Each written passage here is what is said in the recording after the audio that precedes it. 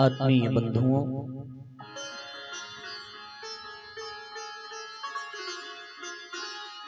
आज हम सभी श्रीमद्भागवत ज्ञान यज्ञ के चतुर्थ सत्र में प्रवेश कर रहे हैं।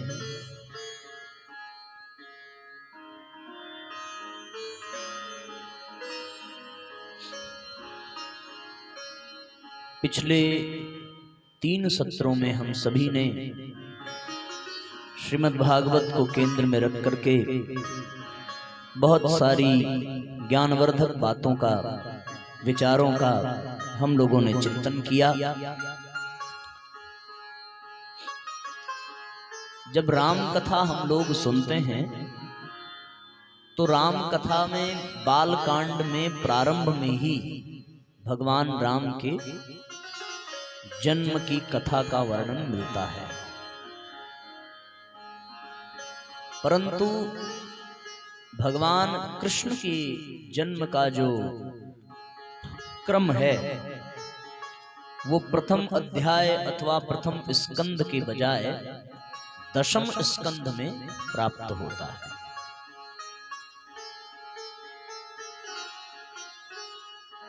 तो किसी ने ये प्रश्न किया कि 10वें स्कंद में भगवान के प्राकट्य के वर्णन का तात्पर्य क्या है।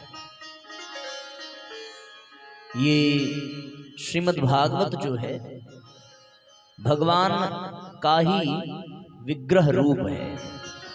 इसको भगवान का ग्रंथावतार कह करके संबोधित किया गया है।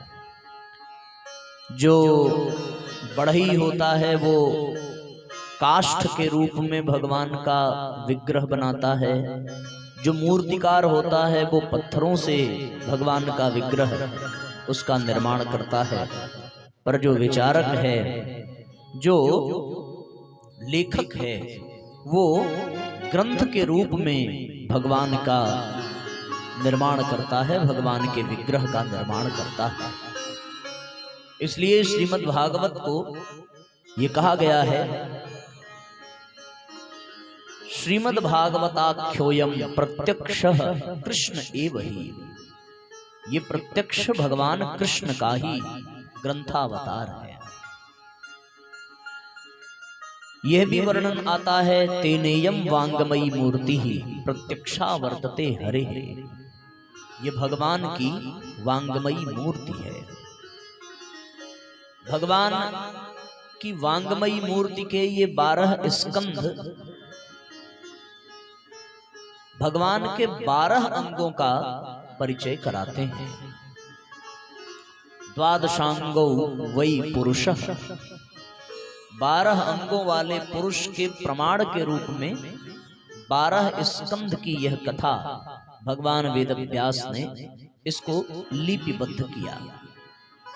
प्रथम स्कंद को भगवान का दक्षिण चरण कहते हैं, द्वितीय स्कंद को भगवान का वाम चरण कहते हैं, तृतीय स्कंध भगवान की दक्षिण भुजा कहलाती है, चतुर्थ स्कंद भगवान की वाम भुजा कहलाती है, पंचम स्कंद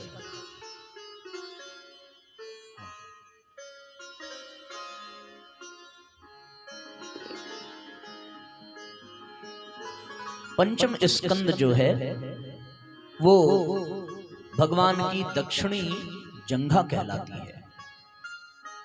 षष्ठम स्कंद भगवान की बाई जंघा, सप्तम स्कंद दाहिनी हथेली का प्रतीक है, अष्टम स्कंद दक्षिण वक्षस्थल का परिचायक माना गया है, नवम स्कंद भगवान का वक्षस्थल है और दशम स्कंद भगवान का हृदय है। उसी प्रकार एकादश स्कंद भगवान का ललाट स्वरूप है और द्वादश स्कंद भगवान की बाईं हथेली है। तो 10वां स्कंद जो है उसको हृदय कहा गया है। और गीता में भगवान ने अर्जुन से कहा है कि ईश्वर सर्वभूतानां हृदय से अर्जुन तिष्ठति। यद्यपि भगवान सर्वत्र हैं, परंतु उनका निवास जो है वो प्राणी के हृदय में है।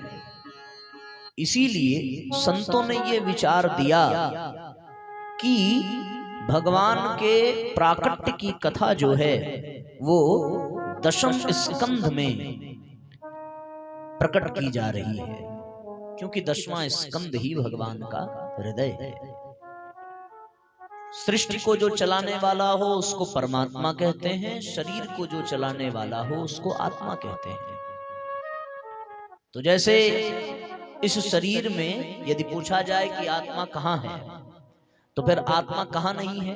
सब अंगों में आत्मा विद्यमान है, पर उसकी अधिकता, उसका वास अध्यात्मवेत्ता कहते हैं कि हमारे हृदय गुहा में, हृदय क्षेत्र में ही आत्मा का निवास है।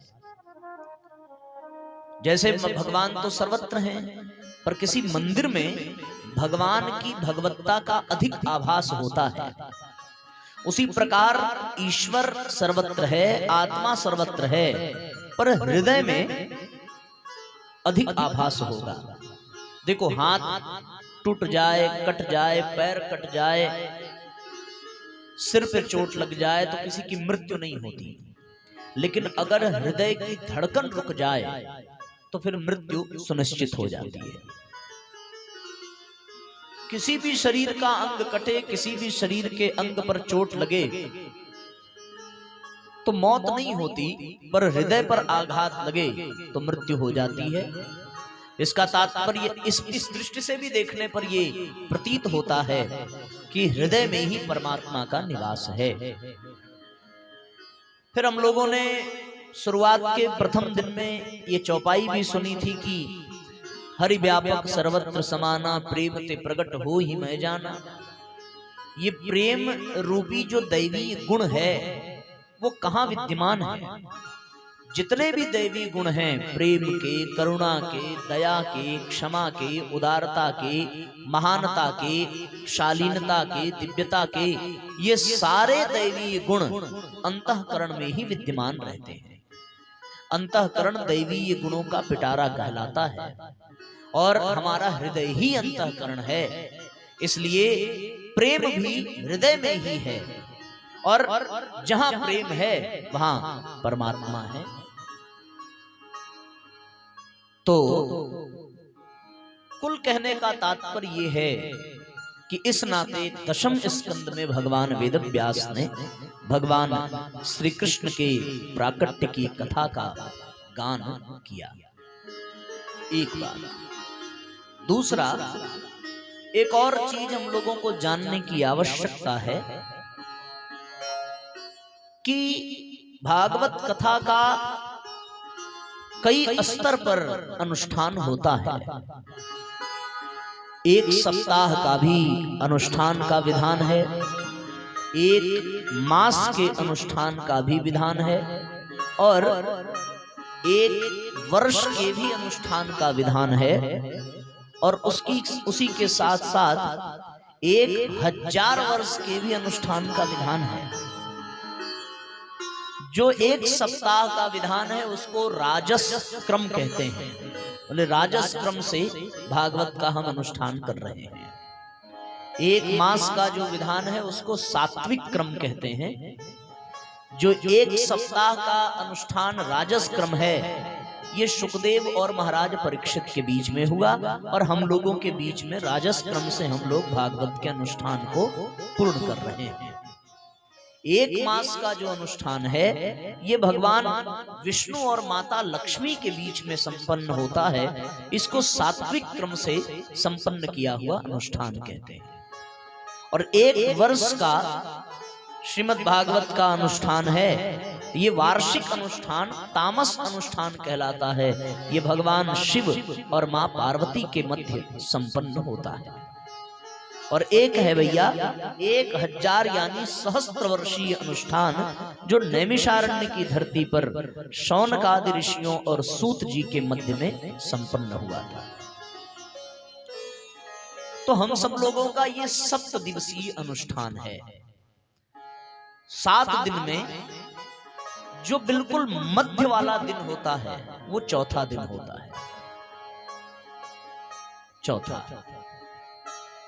इसीलिए भगवान के प्राकट्य का उत्सव हमेशा कथा के ठीक मध्य में, अगर 1 महीने का हो तो उस 1 महीने का जो मध्य दिवस होगा, यानी 31 का महीना है तो 15 दिन इधर 15 दिन उधर, और मध्य वाला जो दिन है वो भगवान के प्राकट्य का दिन माना जाता है।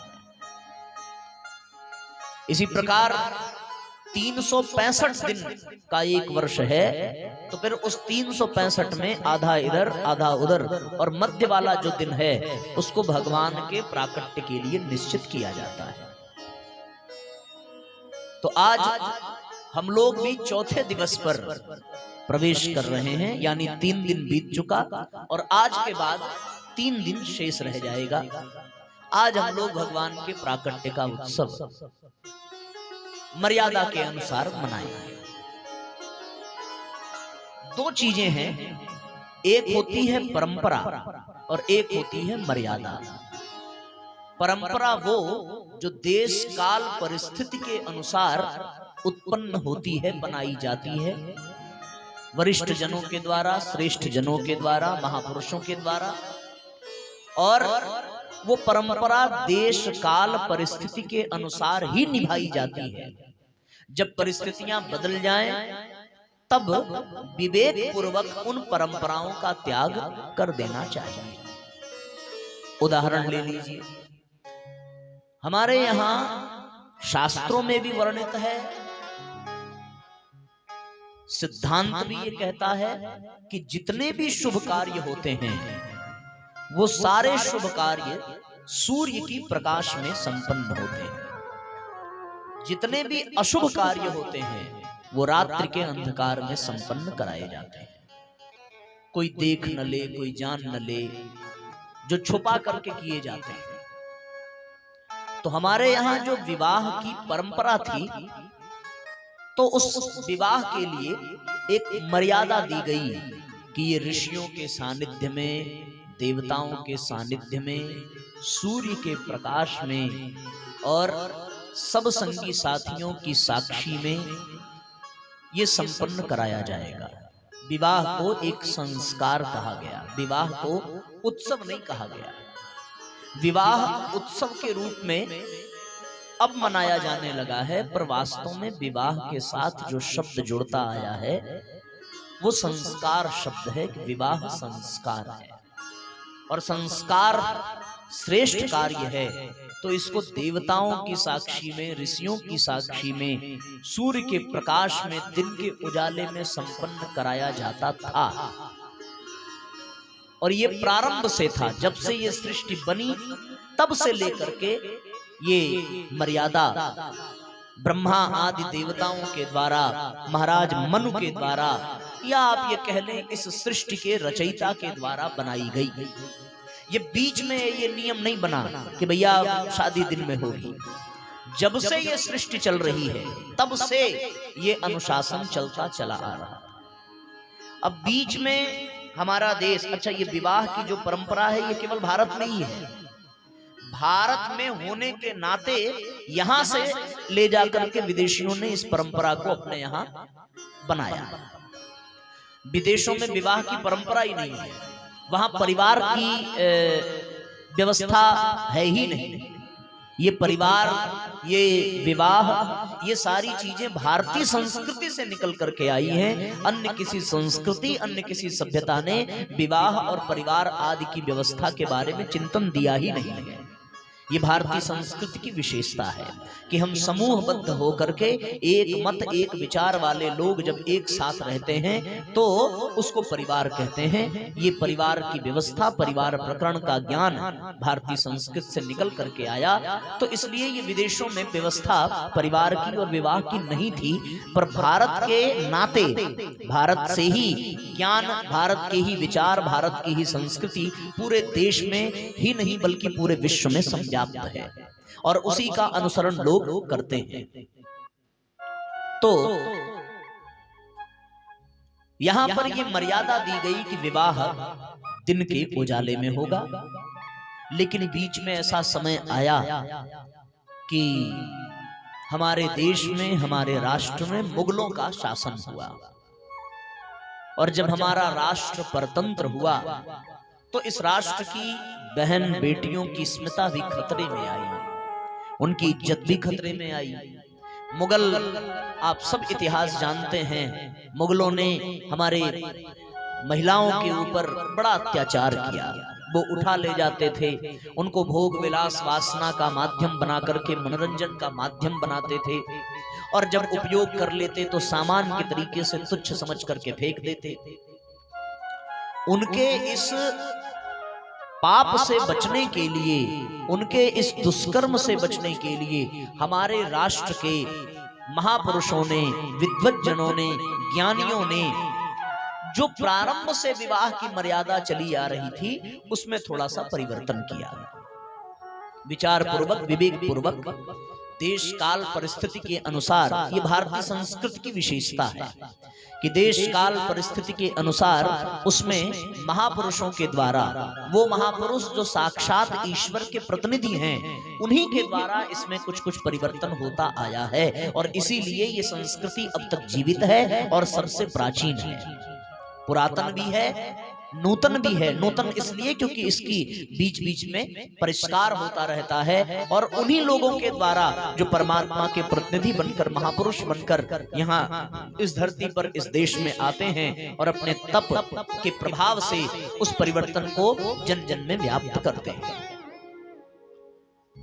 तो विवाह का जब आप कर्मकांड देखेंगे, हमारे आचार्य लोगों से आप पूछें तो उसमें सूर्य दर्शन का एक अनिवार्य क्रम है कि विवाह के पश्चात पति पत्नी सूर्य का दर्शन करेंगे। सूर्य दर्शन का प्रकरण एक उसमें विद्यमान है।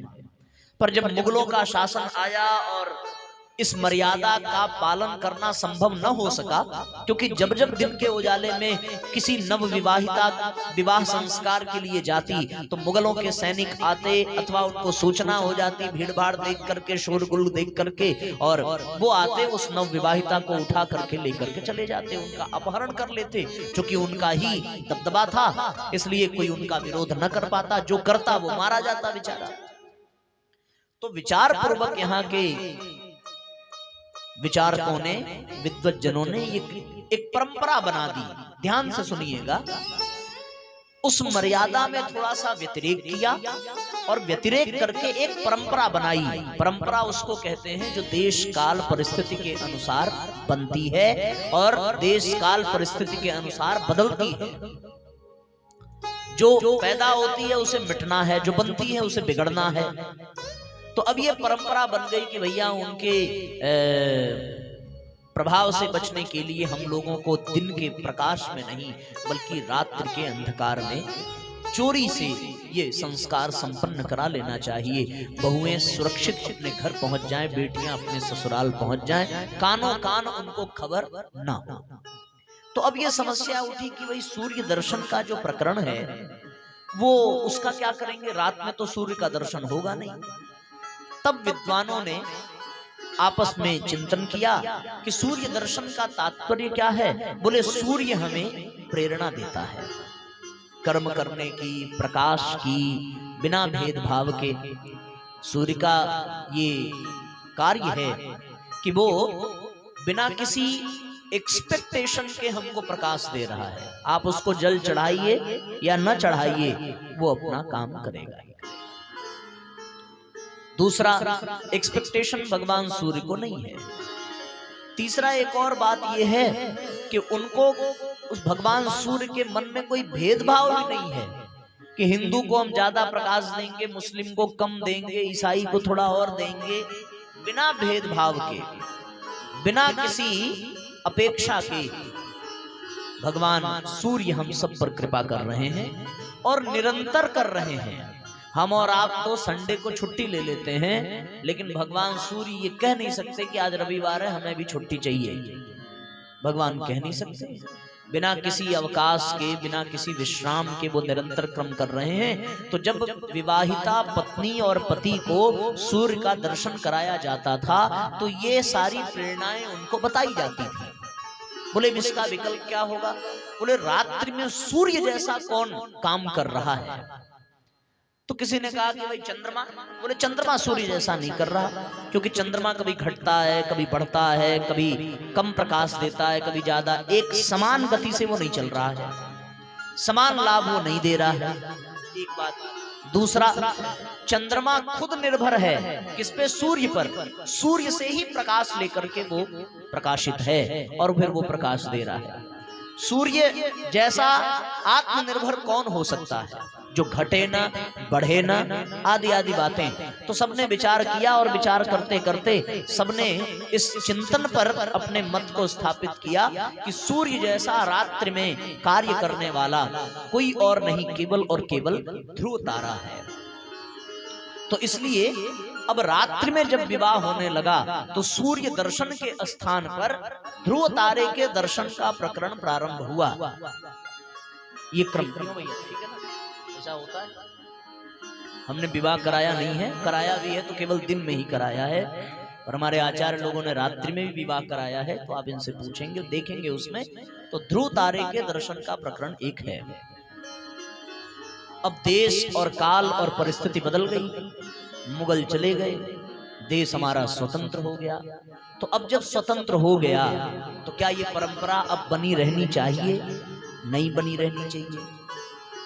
लेकिन हम लोग अपनी अज्ञानता के कारण कह लें, अपनी विलासिता के कारण कह लें, अपने आलस्य के कारण कह लें, या जो भी कारण हो, या फिर अपने नैतिक परतंत्रता के कारण कह लें, हम लोग आज भी उस परंपरा को ढोते चले जा रहे हैं। परम पूज्य गुरुदेव ने सूत्र दिया कि परंपराओं की तुलना में विवेक को महत्व देना चाहिए। जब आपको पूर्ण, जब तक ज्ञान नहीं है तब तक आप उस परंपरा में फंसे रहे तो कोई दोष नहीं है, पर जब ज्ञान हो गया उसके बाद भी हम उसी परंपरा में फंसे रहे तब भैया एक बहुत बड़ा दोष है, तब दोष माना जाएगा। यानी इसका तात्पर्य ये है कि हम लोग यदि आज तक रात्रि में विवाह करते रहे तो चलेगा, क्योंकि बताने वाला कोई मिला नहीं होगा, आपको पता चला नहीं होगा, पर आज आपको पता चला, बताने वाले ने बताया, तो अब आपको आगे चल करके जितने भी विवाह संस्कार करने चाहिए वो दिन की उजाले में ही करने चाहिए। एक ये अनुशासन है। यदि हम ऐसा नहीं करते हैं तो इसका तात्पर्य यह है कि हम जो देश काल परिस्थिति के कारण परंपरा बनी थी उसको हम आज तक ढोते चले आ रहे हैं। एक और घटना मैं आपको बताऊं, ऐसी बहुत सारी चीजें हैं अब देखो जीवन में जिसे हम परंपरा के अंतर्गत निभा रहे हैं। जैसे बृहस्पतिवार को, शनिवार को लोहा नहीं खरीदना, सरसों का तेल नहीं खरीदना, इस दिन नाखून नहीं काटेंगे, इस दिन बाल नहीं धुलना, इस दिन साबुन नहीं लगाना। ये सब है क्या? शुद्ध भाषा में आप स्पष्ट समझ लीजिए। हो सकता है हम गलत हों, पर आज तक का हमारा ये ज्ञान कहता है कि ये केवल और केवल परंपरा है जिसे परिस्थितियों के कारण बनाया गया है। कुछ विद्वान जनों से चर्चा करने के पश्चात ये जानकारी हमें मिली। बात समझ में आ रही है ना? कहीं कहीं ये भी है कि रात्रि में झाड़ू नहीं लगाना चाहिए। तो अब ये सारी परंपराएं हैं, क्योंकि पहले उतनी बिजली होती नहीं थी, उतना प्रकाश होता नहीं था, तो लोगों ने एक परंपरा बना दी कि रात में भैया झाड़ू मत लगाना, अन्यथा कोई आवश्यक चीज भी झाड़ू के साथ कूड़े में बाहर चली जाएगी। पर अब बिजली आ गई है, बहुत प्रकाश है, अब रात भर झाड़ू मारो, कोई दिक्कत नहीं है। इस तरीके से बहुत सारी परंपराएं। अब थोड़ा सा विषय को और हल्का मैं कर दूं और आपको थोड़ा आनंद भी आ जाए, इसलिए एक और घटना मैं बताऊं जो सच्ची घटना है। एक बार एक घर था, उसमें विवाह पड़ा और वहां पे एक पालतू बिल्ली थी। तो विवाह में बहुत सारी मिठाइयां बनी। अब मिठाई बनी तो वो बिल्ली जा जा करके मिठाई को जूठा कर देती थी। तो घर की जो मालकिन थी उसने क्या किया, बिल्ली को पकड़ करके एक डोलची में बंद कर दिया। विवाह की व्यस्तता बंद करके वो भूल गई। बारात चली गई, बिल्ली बंद रही, रात बीत गई, बिल्ली बंद रही। अब कितने दिन बाद बारात लौट कर के आई इसका बहुत ज्ञान नहीं है, पर जब बारात लौट कर आई और दुल्हन घर के सामने उतरी और दुल्हन को लोगों ने जब देखा तो उन्हीं परिवार में से किसी ने कह दिया कि इसकी आंखें तो बिल्ली जैसी हैं। तब घर की मालकिन को याद आया कि हमने तो बिल्ली उसमें बंद करी थी। अब जैसे उसको याद आया वो दौड़ करके गई और वहां देखा तो बिल्ली मर चुकी थी। बात इतने पे ही खत्म नहीं हुई। नई नवेली दुल्हन आई थी, उसने देखा कि मेरे आने पर बिल्ली को मार करके फेंका जा रहा है। उसकी सास की जल्दी उम्र बीत गई होगी, उसने चर्चा की नहीं, पर उसे ये लगा कि ऐसा करना शुभ है। अब उस परिवार में ये परंपरा बन गई कि जब कोई बहू आएगी, किसी एक बिल्ली को पकड़ के मारना है और जब वो आ जाए तो उसको उठा के फेंक। ये हुआ क्या? इसको कहते हैं परंपरा। कभी अज्ञान के कारण, कभी अनुभवहीनता के कारण, कभी किसी के कारण ये इसको परंपरा लोग बना लेते हैं। आप देखेंगे तो आपके आसपास ऐसी हजारों चीजें मिल जाएंगी जिसकी कोई आवश्यकता नहीं है, कोई उपयोगिता नहीं है, फिर भी वो चल रही है तो केवल परंपराओं के कारण। कुछ लोग पूर्वजों के सम्मान में वो चला रहे हैं, कुछ लोग समाज के दबाव में चला रहे हैं, कुछ लोग परिवार के दबाव में चला रहे हैं, कुछ लोग न चाहते हुए भी लोक लाज के कारण ढो रहे हैं, कुछ लोगों को उससे लाभ मिल रहा है इसलिए कर रहे हैं, पर उसमें लॉजिक कुछ नहीं है, तर्क कुछ नहीं है। इसको कहते हैं परंपरा। जो शुरू हुआ और जो आगे चल करके विवेक पूर्वक खत्म होना चाहिए उसको कहते हैं भैया परंपरा। लेकिन जो कभी शुरू ही न हुआ हो, यानी ताजा ताजा न हो, जो एकदम जब से सृष्टि बनी है तब से लेकर के आज तक जो चल रहा हो और उसमें कोई परिवर्तन न आया हो, उसको परंपरा नहीं कहते। उसको क्या कहते हैं? उसको कहते हैं मर्यादा। जो प्रारंभ से ही चल रहा हो, जैसे मात पिता गुरु नामई माथा। अब ये परंपरा नहीं है कि राम जी ने किया इसलिए हम करेंगे। राम जी से पहले जो थे वो भी गुरु को प्रणाम करते थे, राम जी से पहले जो थे वो भी माता पिता को प्रणाम करते थे। यानी कि प्रारंभ से ही जो चल रहा हो उसको अनुशासन कहते हैं, उसको मर्यादा कहते हैं, उसको परंपरा नहीं कहते। अब जिन बातों को बताने के लिए हम ये भूमिका बना रहे थे उस विषय पर आते हैं कि अनुशासन, मर्यादा और परंपरा, इसमें कुछ अंतर समझ में आपको आ गया होगा। एक लाइन में यदि कह दिया जाए तो जो समय के अनुसार उत्पन्न हो रही है उसको परंपरा कहते हैं, और जो सृष्टि के प्रारंभ से चल रही है उसको अनुशासन कहते हैं, मर्यादा कहते हैं। पूरा भागवत हमने उठा करके पढ़ लिया, एक बार नहीं कई बार पढ़ा, बल्कि आप ये कह लें कि जब जब कथा कहनी होती है तब तब हम इसको पढ़ते हैं। 90-95 कथा हमारी संपन्न होती जा रही है, छोटी बड़ी, तो हम लगभग इतनी बार पढ़ा होगा। कभी कोई अंश पढ़ लिया, कभी कोई अंश पढ़ लिया, पर पूरे भागवत में कृष्ण जन्मोत्सव का कार्यक्रम कैसे करना चाहिए इसका कहीं वर्णन नहीं है, कतई कहीं लिखा ही नहीं है कि इस दिन भगवान, किसी बच्चे को भगवान बना देना चाहिए, उनको मोर पंख लगा देना चाहिए, उनको डलिया में बिठा देना चाहिए और उनको एक नंद बाबा वसुदेव बन जाएं और टोकरी में पधरा लें और फिर लेकर के उनको चलें, और लोग टाफियां फेंकें और कुछ लोग गुलाब का फूल फेंकें और कुछ लोग पैसा चढ़ावें। बालक सच में पैदा हुआ नहीं, पैदा हुए बालक को ही भगवान बनाया गया। अब बालक नकली, भगवान नकली, वसुदेव नकली, कौन असली? जो पैसा चढ़ के आया वो असली। आपको क्या मिला? सब नकली मिला, और कथा कहने वाले को जो पैसा मिला वो असली मिला। बुद्धि में बात आ रही है? तो अब बताओ समझदार कौन हो, बेवकूफ कौन है? बेवकूफ हो जाती है ये जनता। आपको क्या मिला उससे? मैं तो कहता हूं भैया साफ साफ कुछ नहीं मिला। भगवान को बनाया गया नकली, ये नाटक हुआ डोलची में बिठा करके नकली। हाँ, जो टाफियां लुटाई गई वो असली होंगी। जो टाफी लेना था तो दुकान पे ले लेते, यहाँ लूट के, कूद के, गिर के, पकड़ के, छीन के, और 50 पैसे वाली टाफी के लिए इतनी जद्दोजहद। इससे अच्छा था खरीद के खा ले। क्या हुआ? हुआ कुछ नहीं, पर अब कहीं ऐसा हो गया होगा, लिखा नहीं है धर्म ग्रंथ में, आप अभी भागवत उठा के पढ़ लो, कहीं ऐसा हुआ होगा और लोगों को मजा आया होगा, या ये तो बड़ी नई चीज है, ये तो बड़ी बढ़िया चीज है, तो ऐसे कर लेना, क्या दिक्कत है 50 रुपए टाफी लौटाने में। अब ये भैया बन गई परंपरा। अब परंपरा के नाते होती है कितनी दुर्दशा, आप इसकी कल्पना नहीं कर सकते। जिस बच्चे को आपने भगवान बनाया उसे पता भी नहीं है कि वो भगवान है, और न वो भगवान जैसा रह पाएगा। अब एक जगह की सच्ची घटना हम आपको बताएं, एक जन बने वसुदेव, और बाबूजी लगाई बड़ी बड़ी बढ़िया दाढ़ी, और जिसने कभी दाढ़ी नहीं लगाई वो अगर दाढ़ी लगा ले तो आप कल्पना करिए कि बीच बीच में खुजली होगी कि नहीं होगी। वो बन गए वसुदेव और ऊपर रख लिया बच्चे को। बच्चे को क्या पता कि वो भगवान है। भगवान भले सुसु न करें लेकिन बच्चा तो कर सकता है ना। अब वो बैठा है टोकरे में, उसका तो कार्यक्रम चालू हो गया।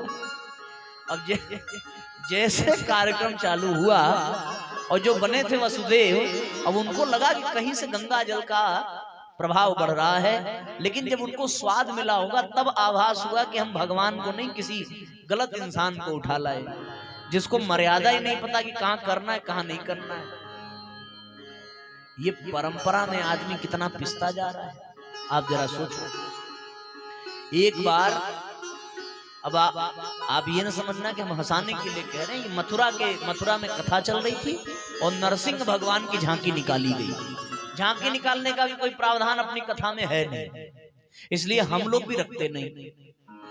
तो अब ये नरसिंह भगवान का हुआ, तो जिसको नरसिंह बनाया गया उसे समझाया गया कि जब हम जोर से 2 बार बोले नरसिंह भगवान की जय, तब तुम खंभा फाड़ करके चले आना बाहर। कथा हो रही है 2 घंटे, पीछे आदमी खंभे के पीछे 2 घंटे बैठ के करेगा क्या? काम तो कुछ है नहीं। कथा सुनने में कितना मन लगता है सबका आप खुद ही जानते हैं। वो बेचारा खंभे के पीछे सो गया। अब जो कथावाचक थे, अब वो खूब ललकार रहे हैं, नरसिंह भगवान की जय, नरसिंह भगवान की जय। और नरसिंह भगवान जागे कैसे? नरसिंह भगवान तो सो गए, क्योंकि वो भगवान है नहीं, भगवान बने हैं। बनना आसान है, होना कठिन है, सीधी सी बात। अच्छा, कथावाचक भी बड़े समझदार थे, कुछ ज्यादा ही समझदार थे, तो उन्होंने एक लाइन दाग दी कि श्रोताओं आपकी श्रद्धा में कमी है, इसीलिए भगवान नहीं आ रहे हैं। श्रोता बेचारे सुन करके बर्दाश्त कर गए।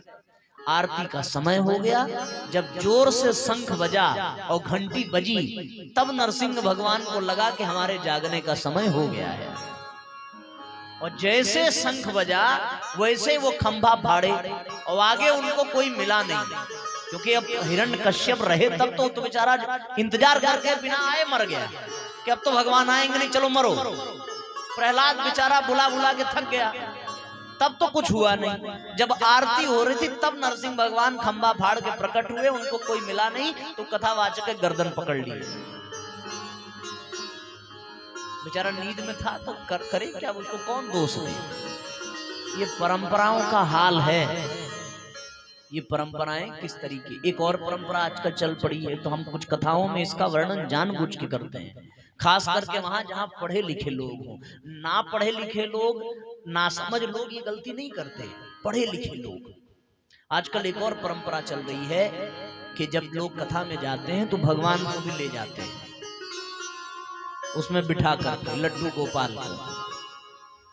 अच्छा भैया, लेकर अब आप सोचो भगवान की दुर्दशा। एक तो हम उनको भगवान समझ रहे हैं, दूसरा हम उनको टाफी चढ़ा रहे हैं। ये क्या मर्यादा है?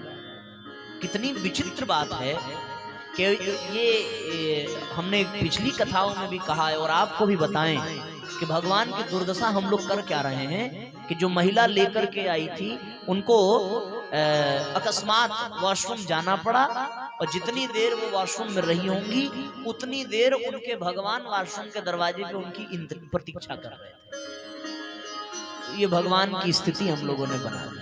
आपको पता है ये क्यों हो रहा है? ऐसा इसलिए हो रहा है क्योंकि ये परंपरा हो गई है। इसको कहते हैं परंपरा।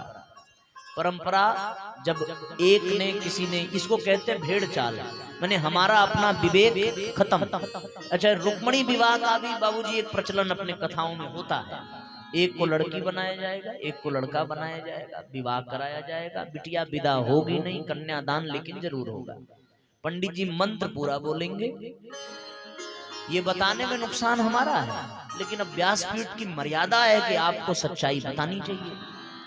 तो अब विवाह हुआ झूठा मूठा, कन्यादान हुआ झूठा मूठा, साड़ी आई असली, माल मुद्रा आया असली, जेवर आया असली, गया कहां?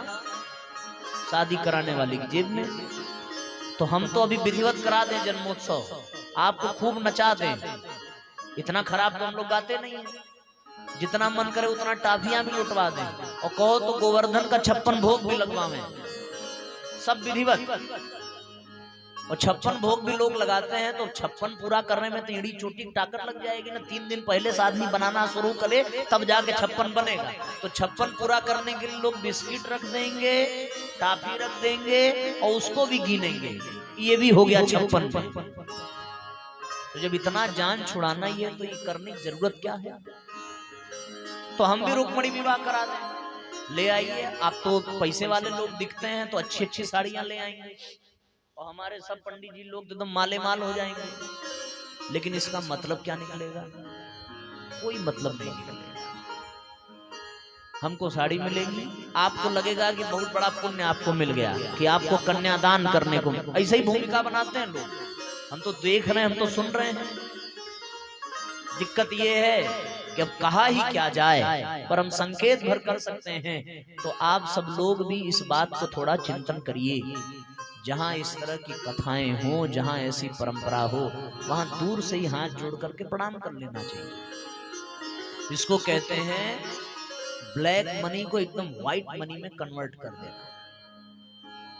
और इसको कहते मतलब शुद्ध रूप में है ये भीख ही मांगना, लेकिन वो भी ताव से मांगना। भिखारी फटे कपड़ों में मांगता है और ये लोग एकदम सज संवर के मांगते हैं और अधिकार से मांगते हैं। अभी हमारे ये भैया लोग गए थे एक और कथावाचक के कार्यक्रम में, तो उन्होंने रुक्मणी विवाह उसमें क्या बोलते हैं जो कृष्ण जन्मोत्सव हुआ, तो उन्होंने अब उनको वही व्यासपीठ पर आते हैं न्यौछावरी वगैरह क्या क्या क्रम है, तो उनको अपनी गोद में ले लिया और बोले तब तक नहीं देंगे जब तक हमें न्यौछावरी नहीं मिलेगी। और आप विश्वास नहीं करेंगे, आप इनसे पूछना जो लोग थे, अच्छा वो लोग भी दुबई के ही थे ना, देखो वो आयोजक भी बाबूजी दुबई के ही थे, 4 भाई थे। तो आप भैया भी दुबई के, कहाँ गए वहां बैठे, तो अब वो भी दुबई के थे। और उनसे वो तब तक उस बच्चे को वो कथावाचक ने नहीं छोड़ा जब तक वो अपने घर में से एक सिकड़ी ला करके दे न दिए। अब ऐसे मिलने पे तो ना हमें पचेगा ना उसमें श्रद्धा जगेगी।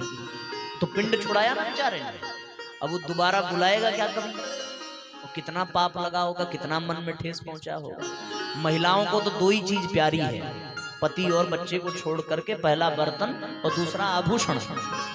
दुनिया में सब उनका लुट जाए, लेकिन अगर एक चम्मच चोरी हो गया तो घर में महाभारत निश्चित है। और आभूषण बहुत प्यारा होता है महिलाओं को, और ये बाबा लोग उसी पे निगाह गड़ाते हैं। आभूषण लेंगे, वो बर्तनें लेंगे। तो कहने का मतलब ये है ना, ये सारी चीजें जो हैं ये हैं परंपरा। तो मैं क्षमा पूर्वक आपसे भी निवेदन करूंगा ये कि हम चाह कर भी ऐसा नहीं कर सकते कि आप कोई विशेष तैयारी करें और हम लोग जन्मोत्सव आज के बजाय कल करें, क्योंकि ये पब्लिकली अपराध है। सारा कार्यक्रम YouTube पर अपलोड होगा, आप लोग भी सुन रहे हैं। हर कथा में चौथे दिन का जन्मोत्सव, हम लोग 5वें दिन अगर करें तो मर्यादा का उल्लंघन होगा। चूंकि ये बीच में प्रारंभ हुआ होता तो इसमें परिवर्तन होता, पर हमारे सामने शास्त्र कहता है कि ये तब से चल रहा है जब से भागवत लिखी गई है। तो हम इसका अधिकार भी नहीं है कि हम इसमें कुछ परिवर्तन कर सकें। यदि आपको कष्ट हो तो इसके लिए हम क्षमा प्रार्थी, और ध्यान रहे ये हमारी भी प्रार्थना कि इस तरह की परंपराएं यदि कहीं चल रही हो तो आप उनसे दूर रहिएगा। आप रोक तो नहीं पाएंगे, क्योंकि ये सामूहिक क्रांति का इसमें इसकी आवश्यकता है कि जहां जहां ऐसे कार्यक्रम हो वहां वहां विरोध करना चाहिए। मतलब खड़े होकर के विरोध करना चाहिए कि क्या नाटक करा रहे हैं आप। इस तरह की कौन सी कथा होती है जिसमें केवल चढ़ावे पर ही ध्यान हो? इस तरह की कौन सी कथा होती है जिसमें भगवान की झांकी निकाली जाए? कथा वो है जो कोई नकली कृष्ण आपके बच्चे को ना बनावे, कथा वो है जो आपके बच्चे को वास्तव में कृष्ण बना दे, राम और कृष्ण के गुणों को आपके बच्चों में डाल दे, उसको कहते हैं कथा।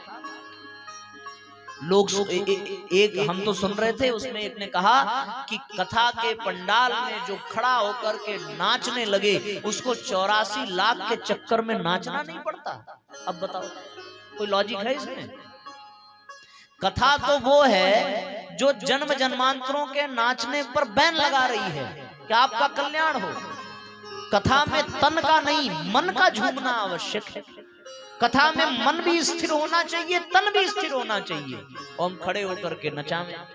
और फिर हमारे कुछ माताएं और कुछ बहनें और कुछ लोग अपना इसको फैशन समझते हैं और वो प्रयत्न पूर्वक कहते हैं अरे तुम भी उठो, तुम भी उठो। क्या मिलने वाला इससे? नाचने के लिए तो दुनिया में बहुत सारी चीजें हैं। आप कुछ ऐसा हम आपको अभी बताएं तो आप चले जाइए, एक घोंट लगाइए, बिना कहे आप नाचने लगेंगे। आप शादियों में चले जाइए, बिना कहे आप नाचने लगेंगे। नाचने की व्यवस्था वहां है, यहाँ तो नाच को बंद करने की व्यवस्था है। लेकिन हम लोगों ने कथा पंडाल को भी नाचने का केंद्र बना दिया। पता है क्यों? दोष न हमारा न आपका, दोष परंपरा का। कहीं किसी ने सुन लिया, सुना कहाँ, मैं आपको ये भी बता दूं, सुना कहाँ? बोले मीरा नाची थी भगवान कृष्ण के प्रेम में। तो वो कब नाची? उसकी नाचने में दम था भैया, इसलिए नाची क्योंकि वो नाचने में इतना खो गई कि उसको जहर भी अमृत लगने लगा। विष का प्याला मीरा ने उठा करके पी लिया और उसको कुछ नहीं हुआ। तो आप भी पी के दिखा दो, फिर नाचो, हम रोकने नहीं आएंगे। पी लिए ना तो जो थोड़ा बहुत हिल डुल रहे हैं वो भी शांत हो जाएगा, नाचना तो बहुत दूर की बात है। तो मीराबाई की नकल करने के जैसे हम पहले उनके जैसी साधना तो करें। अब सुन तो लिया कि शबरी ने जूठा करके खिलाया था, तो हम जबरदस्ती टाफी काट काट करके चढ़ावेंगे, प्रभु हमारा जूठा आप खाइए। ये सब क्या है? ये सब बेवकूफी की आग लगी हुई है इस संसार में। इस पे समझदारी का पानी छिड़कना जरूरी है और बहुत प्यार से। ये तो विषय ऐसा है कि बताते बताते हम थोड़ा आवेशित भी हो जाते हैं। आप हमारे YouTube चैनल पर पीछे की कथाओं में जब देखेंगे तो इन विषयों की चर्चा में थोड़ा आवेश भी आ जाता है, क्रोध भी आ जाता है, पर यहाँ हम बहुत शांति से बता रहे हैं क्योंकि हम लोग खुद बाबूजी से डरते हैं। पता चला हम उस समय तो इसलिए अब अभिभावक के रूप में हम लोगों के हैं, गार्जियन है, तो एक उसकी भी मर्यादा है। तो कहने का तात्पर्य यद्यपि व्यासपीठ के सामने जितने भी श्रोता बैठे हों वो सब श्रोता जो है व्यासपीठ के लिए बच्चे ही हैं, इसमें कोई दो राय नहीं है। व्यासपीठ यानी भगवान वेदव्यास की, और जब तक हम इस पीठ पर हैं तब तक व्यासाय विष्णु रूपाय व्यास रूपाय विष्णवे। हाँ, जैसे ही इस कुर्सी से उठे तब तक उसके बाद तुरंत हम आपके बच्चे हो जाएंगे, पर अभी तो आप हमारे ही बच्चे हैं। तो इसलिए यदि कहते कहते कुछ ऐसा भी हमारे साथ हमारे द्वारा व्यवहार हो जाए जैसा कोई अभिभावक अपने बच्चों से करता है तो उसके लिए भी आप अन्यथा नहीं लेंगे, ये बात भी मैं आपसे कहूं। तो कुल मिलाकर कहने का तात्पर्य बस इतना ही है। आइए हम सब लोग भगवान के नाम का संकीर्तन करते हुए अब इस क्रम को आगे बढ़ावें। ये जानकारी आपको देना अत्यंत आवश्यक था क्योंकि आज समाज में चारों ओर बड़ी विचित्र स्थिति है भैया, और इस विचित्र स्थिति से पार पाने के लिए हम सब लोगों को निस्संदेह बहुत पुरुषार्थ करने की आवश्यकता है, बड़ा विरोध करने की आवश्यकता है। यदि हमने विरोध न किया तो बात बिगड़ जाएगी, और बात को बनाने के लिए भगवान से ही प्रार्थना, भगवान का ही आश्रय लेकर के हम लोग आगे चलेंगे। दोनों हाथ ऊपर उठा करके एक साथ जय घोष करें। बोलिए श्रीमद् भागवत भगवान की जय। बोलिए कृष्ण कन्हैया लाल